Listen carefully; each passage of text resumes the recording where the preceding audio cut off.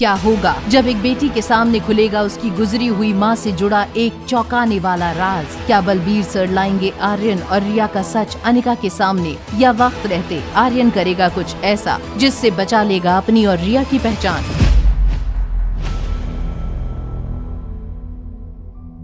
Balbir uncle, कहाँ हो आप? क्या आप मॉम को मेरा और रिया का सीक्रेट बता दोगे? आर्यन के सवाल का जवाब दिए बिना ही बलबीर सर वहां से चले गए। जहां एक ओर आर्यन का घबराहट के कारण बुरा हाल हो रहा था, वहीं दूसरी ओर बलबीर सर चेहरे पर एक मुस्कान लिए अनिका और रिया के पास पहुंचे। आज मैं तुम्हें एक ऐसी बात बताऊंगा जिसे सुनकर तुम जिंदगी भर के लिए मेरी कर्जदार हो जाओगी। क्या मतलब? बताता हूँ, लेकिन बदले में तुम्हें मेरी एक शर्त माननी होगी। कैसी शर्त?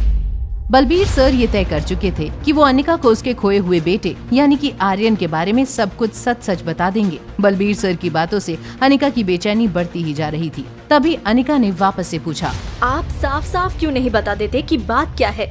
और रही बात शर्त की, तो जब तक मैं सुन नहीं लेती कि आप क्या बताने वाले हैं, मैं आपकी कोई भी शर्त मानने के लिए हामी नहीं भर सकती।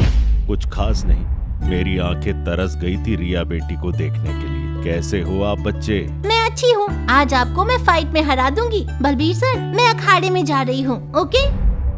अपने शागिर्द को खो देने के डर से बलबीर सर ने अनिका को सच ना बताना ही बेहतर समझा। बात को बदलने के लिए उन्होंने अनिका को गले लगाने के लिए हाथ बढ़ाया और जैसे ही अनिका आगे बढ़ी, उसकी गर्दन पकड़कर जमीन पर पटक दिया। ये देखकर कैंप के बाकी बच्चे हैरान रह गए थे। आज देखते हैं तुम्हें मार्शल आर्ट्स याद भी है या भूल गई। हो जाए दो हाथ। हाँ बिल्कुल, पर फिर ये मत कहना कि मैंने आप ही के स्टूडेंट्स के सामने आपको हरा कर आपकी बेइज्जती कर दी। हार और मेरी वो तो वक्त बताएगा। कैंप के बच्चों को यकीन नहीं हो पा रहा था कि अनिका जैसी खूबसूरत लड़की मार्शल आर्ट्स में इतनी माहिर हो सकती थी। लगभग 15 मिनट की लंबी फाइट के बाद अनिका बलबीर सर से जीत चुकी थी। अगर बिना प्रैक्टिस के तुम जीत सकती हो तो जरा सोचो, अगर तुम सही से प्रैक्टिस करो तो न सिर्फ इंडिया बल्कि वर्ल्ड चैंपियन बन सकती हो। मेरे पास कहाँ इतना टाइम रहता है कि मैं रेगुलर प्रैक्टिस करूं। जानता हूँ एक नंबर की आलसी हो तुम, लेकिन अपनी बेटी उसे तो बना सकती हो ना बेहतरीन फाइटर। रिया? नहीं, बिल्कुल नहीं। मैं नहीं चाहती उसे ऐसा कुछ भी करने की जरूरत पड़े। मैंने शुरू से रिया को एक राजकुमारी की तरह पाला है और आगे भी ऐसा ही करूंगी। मुझे लगता था शायद तुम अपनी माँ जैसी मजबूत होगी, पर अफसोस तुम उसके जैसी बिल्कुल नहीं हो। तुम तो बेहद कमजोर माँ निकली, जबकि तुम्हारी माँ एक असली चैंपियन थी। बलबीर सर, क्या आप मेरी माँ के बारे में कुछ जानते हैं? प्लीज आप उनके बारे में जो भी जानते हैं मुझे बता दीजिए। मैं उससे तब मिला था जब मुझे मार्शल आर्ट्स में थोड़ी बहुत सक्सेस मिलनी शुरू हुई थी और मुझे एक शागिर्द की तलाश थी। जो हुनर तुम्हारे अंदर है वही हुनर मैंने तुम्हारी माँ में देखा, तो उसे ट्रेनिंग के लिए ऑफर दिया, मगर उसके कुछ ही दिनों बाद वो अचानक कहीं गायब हो गई। मतलब? किसी को नहीं पता था कि वो कहाँ गई। कुछ लोगों का मानना था कि शायद उसे किसी ने किडनैप कर लिया, पर मुझे यकीन था उसकी ताकत पे। उसका कोई बाल भी बांका नहीं कर सकता था। फिर लगभग 2 साल बाद अचानक एक दिन तुम्हारी माँ मेरे पास आई और कहा कि मैं उसकी बेटी यानी कि तुम्हें अपना शागिर्द बना लूं।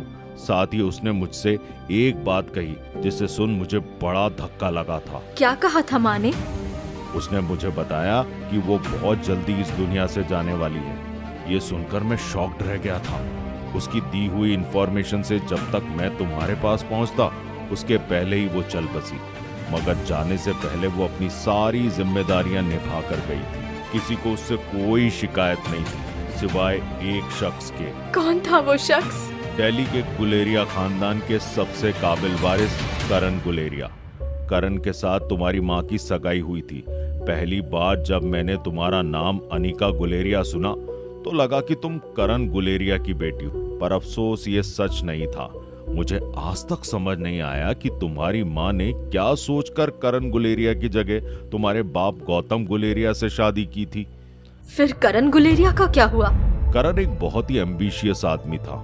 वो अपनी मेहनत से गुलेरिया ग्रुप को बहुत ऊंचाइयों पर लेकर जा रहा था, लेकिन तुम्हारी माँ के जाने के बाद वो बिल्कुल बदल सा गया था। उसने सब कुछ छोड़ दिया और तो और ना ही दोबारा किसी से प्यार किया ना शादी। वो आज भी जिंदा है, मगर ऐसी जिंदगी भला किस काम की। माँ ने ऐसा क्यों किया होगा? शायद इसीलिए उन्होंने फार्मा कंपनी का नाम अनिकरण फार्मास्यूटिकल्स रखा था, क्योंकि वो कभी करण को भूल नहीं पाई थी। अनिका अपनी माँ से जुड़ी पहेलियों को सुलझाने की जितनी कोशिशें कर रही थी, उतना ही उसमें और उलझती जा रही थी। वो अपने ख्यालों की उधेड़-बुन में खोई हुई थी कि तभी बलबीर सर की आवाज से उसका ध्यान टूटा। तुम थोड़ी देर बैठो, तब तक मैं देख कर आता हूँ दोनों बच्चे क्या कर रहे हैं। दोनों बच्चे? क्या बरसों पहले खोए बेटे से मिल पाएगी अनिका? क्या अनिका की माँ से जुड़े राज लाएंगे अनिका की जिंदगी में नया मोड़?